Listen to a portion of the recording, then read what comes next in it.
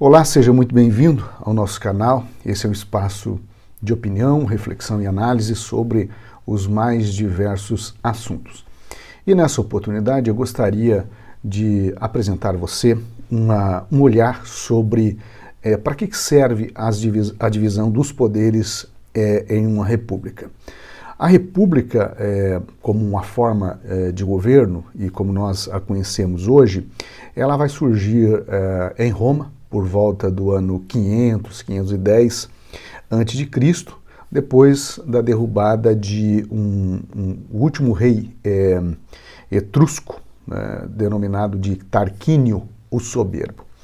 Os romanos substituíram então a monarquia, que era vigente até então, e colocaram em seu lugar um sistema de poder exercido, portanto, por magistrados eleitos e instituições representativas. Então, com isso, eles estavam estabelecendo a República Romana. Este modelo inicial de república, ele destacou-se pela participação, muito embora limitada, dos cidadãos, principalmente os patrícios e também os membros da elite romana, e destaca-se também pela criação do Senado e das Assembleias Populares.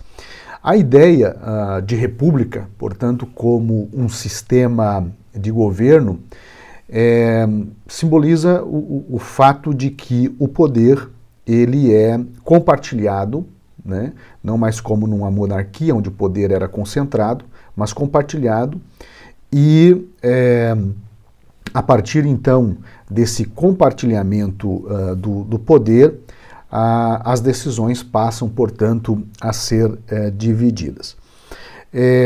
O conceito e o próprio funcionamento da República ele vem evoluindo, então, desde o seu surgimento, e a partir do Renascimento, e especialmente a partir do Iluminismo, o conceito de cultura, ou melhor, o conceito de república, como nós a conhecemos, ela vai então se consolidando e com um aspecto muito importante em relação à ênfase na soberania popular, no governo representativo e principalmente em relação à separação entre os três poderes.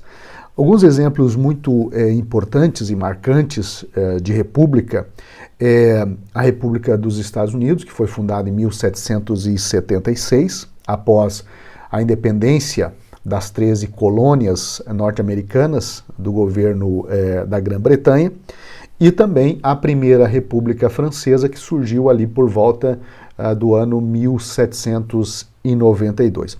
Então, esses dois eventos, eles foram importantíssimos porque contribuíram para a disseminação das ideias republicanas, e aí vai influenciar, então, diversos países a adotarem a república como um sistema de governo.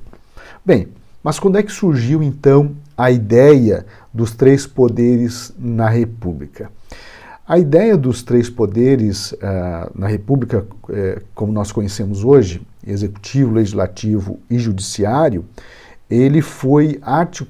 essa ideia foi articulada pelo filósofo francês Montesquieu, no livro que ele publicou em 1748, chamado O Espírito das Leis. Então, Montesquieu ele vai se inspirar no sistema político britânico, que na época já apresentava uma certa divisão de poderes, e aí nessa obra ele vai expandir essa observação em uma teoria que buscava, então, garantir a liberdade e prevenir a tirania. E nesse livro ele trabalha muito bem a essência das leis e por que as leis são importantes para o funcionamento de uma república. E aí nessa obra, Montesquieu ele argumentou que para evitar que houvesse abusos de poder, o governo então deveria ser dividido em 3 poderes distintos, né, o poder executivo, o poder legislativo e o poder judiciário, muito embora distintos e separados, harmônicos entre si.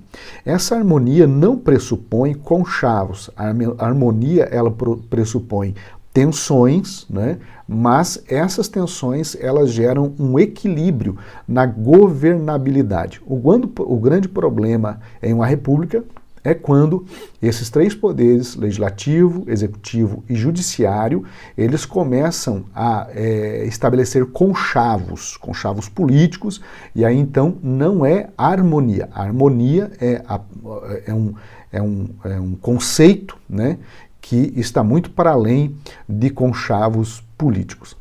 Embora o Montesquieu ele tenha formalizado essa teoria, então a gente percebe que as origens dela, né, estão lá na República Romana e também já é vista, por exemplo, na Magna Carta inglesa de 1215, que nessa carta começou-se então a limitar o poder do rei.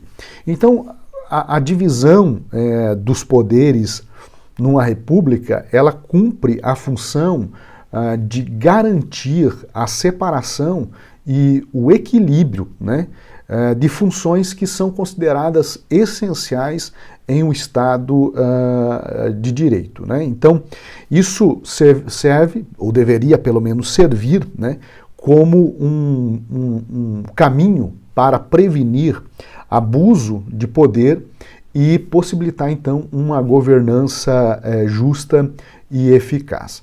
Então, essa divisão ela é baseada no princípio da tripartição dos poderes, né? E aí a gente vai perceber que cada um desses poderes possui, na teoria de Montesquieu, uma função específica. Por exemplo, o poder executivo é responsável por administrar o governo e executar as leis. Então, na maioria das repúblicas, né, é liderado ou pelo presidente ou por um primeiro-ministro. Já o poder legislativo, ele tem por responsabilidade a criação, o debate e a aprovação de leis. Então, ele é composto por parlamentares que são eleitos pelo povo, né, pelo voto direto, e, no caso brasileiro, nosso legislativo federal é os deputados e senadores, e aí nós temos as câmaras legislativas estaduais, dos deputados estaduais, e as municipais, as câmaras legislativas compostas, então, pelos vereadores. E qual é a função do Poder Judiciário? O Poder Judiciário tem a função de interpretar as leis e garantir que elas sejam aplicadas corretamente. Atua como um árbitro para resolver disputas e assegurar que as ações do governo estejam de acordo com a Constituição e outras normas legais, no caso brasileiro, o Código Civil e outras leis. Então, observe bem que o Poder Judiciário, ele é um árbitro nessas relações existentes entre o governo e a sociedade. E ele vai arbitrar essa relação de acordo com a Constituição. Ou seja, não cabe ao Poder Judiciário criar regras, criar leis ou qualquer outra coisa que é função ou prerrogativa dos outros poderes. O Poder Judiciário, ele, quando é provocado, né, então ele vai arbitrar. Então, a principal função aí da divisão dos poderes é evitar a concentração de poder em uma única instituição ou pessoa. O que poderia, essa concentração de poder em uma única pessoa ou instituição, levar a abusos, né, e a tirania. Então, cada um desses poderes tem tem as suas funções específicas, né, e pode exercer aquilo que nós chamamos de freios e contrapesos, né, checks and balances. E esses poderes, então, eles exercem esses freios e contrapesos uns sobre os outros, né? E a finalidade, então, desses freios e contrapesos dentro da lei, dentro da norma, dentro da Constituição, é manter um sistema de equilíbrio e responsabilidades mútuas.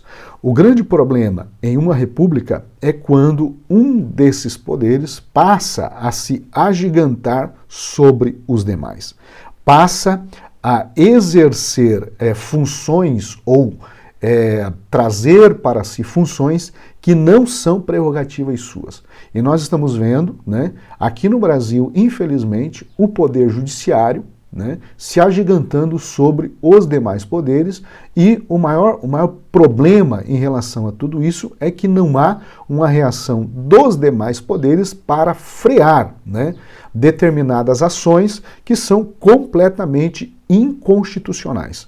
Então, para que serve, por exemplo, o Senado e a Câmara dos Deputados?